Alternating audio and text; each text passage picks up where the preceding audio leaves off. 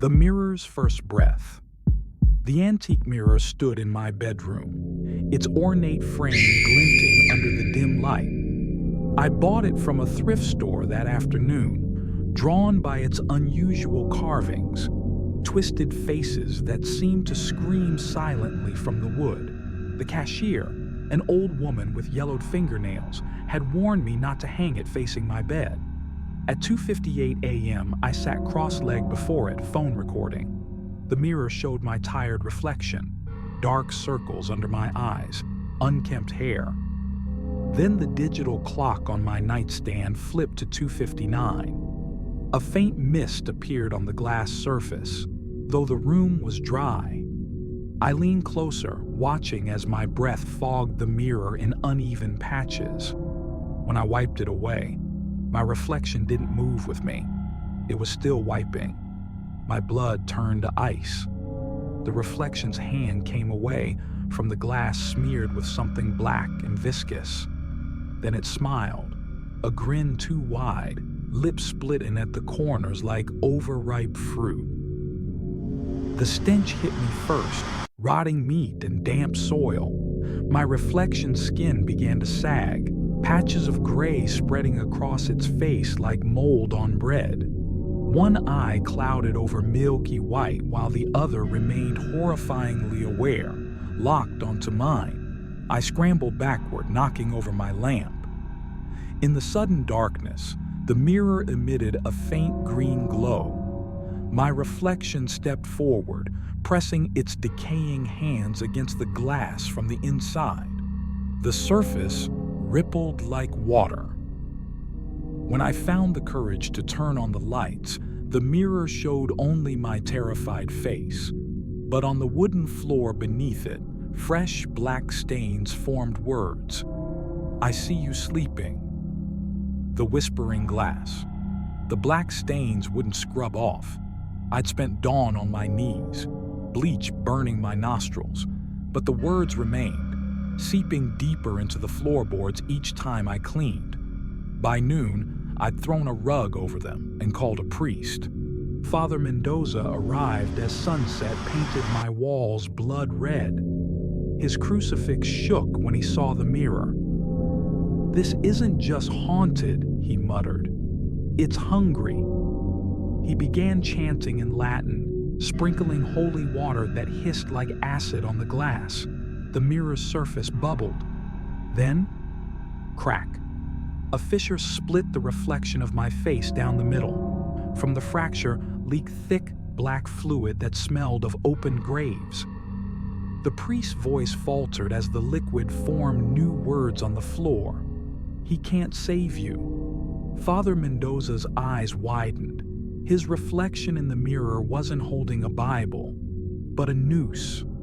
We both watched in horror as his mirror image placed the rope around its own neck. In the real world, the priest's hands flew to his throat. His face purpled, veins bulging as he gasped for air that wouldn't come. I tried to help, but an invisible force threw me against the wall. When it ended, Father Mendoza lay dead on my floor, his neck twisted at an impossible angle. The mirror showed his corpse standing behind me, smiling. Then the reflection winked. The reflection's invitation. I woke to the sound of dripping. The priest's body was gone, but his silver crucifix lay melted on my floorboards, forming a single word: run. The mirror had changed overnight. Its surface now rippled like a dark pond, reflecting not my bedroom, but a long hallway, lined with identical mirrors. In each one, a different version of me stood trapped, some screaming silently, others already rotting. My phone buzzed with 37 missed calls from my mother. When I played the voicemails, my own voice whispered, "Come to the mirror, Jason. We'll make you perfect." The glass turned ice cold under my trembling fingers. A new message appeared in the condensation. "Let me in, or I'll take everyone you love." As if on cue, my front door creaked open downstairs, heavy. Wet footsteps dragged across the hardwood. Something that smelled of embalming fluid called up in my mother's voice. "Jason, I brought your favorite cookies." The mirror's surface softened like stretched skin. A hand emerged, mine, but waxy and dead, fingers curling in invitation. The handshake that burns my fingers brushed the reflection's outstretched palm. The moment we touched, my skin blistered like I'd gripped a red-hot poker. I screamed, yanking back a hand now covered in weeping burns that spelled mine across the knuckles. The reflection smiled with my lips, except its teeth were blackened stumps. "Almost there," it cooed in my voice. Behind me, the thing wearing my mother's skin reached the bedroom door. I heard fingernails, too long, too sharp, scratching the wood. The stench of formaldehyde grew overwhelming. The mirror's surface bulged outward like a soap bubble stretching toward me. Cold air rushed from the glass, carrying whispers of every cruel thought I'd ever had about myself. "You're weak. No one would miss you. Let me make you better." The bedroom door splintered. I had 1 second to choose: the horror behind me or the horror in the mirror. Part 5. The final reflection, I plunged through the mirror as the bedroom door exploded inward. The glass closed behind me like a healing wound, sealing with a sickening snap.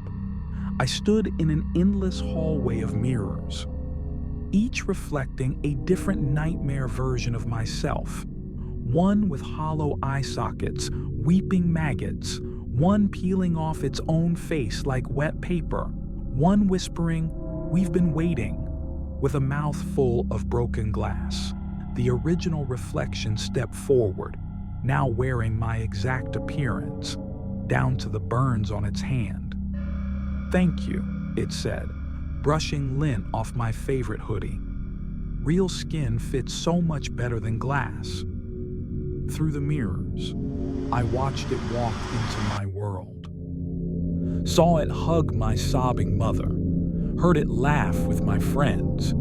The last thing I saw before the mirrors went black, my own face, now trapped behind the glass, pressing against the surface as the reflection whispered, "Don't worry, I'll take good care of everything." Word count, 11100. Final line. You've just witnessed the 3 a.m. mirror challenge. Now go check your reflection. Did you just blink, or was that a trick of the light? 6 months later, the camera shows Jason's apartment. The reflection, now perfectly impersonating him, microwaves a TV dinner. It hums along to the radio, scratching the Mine brand on its hand absently. Then the glass shatters. The real Jason crawls out from the broken bathroom mirror, his body, left eye permanently milky white. Fingers fused together with hardened black resin. Jaw unhinged like a snake's, revealing too many teeth. The reflection drops its fork. "You can't be here. This is my life now." Jason's mangled mouth stretches into a smile. "I didn't come back for the life," he lunges. "I came back for the mirror." Police report, case 92123-4521. Missing persons update. Jason R., 24, remains missing. Apartment lease terminated after neighbors reported 2 identical men fighting. All mirrors in unit found shattered from the inside. The challenge never ends. It just waits for the next careless hands to lift a mirror from the dust. Check your walls tonight. Count how many reflective surfaces watch you sleep.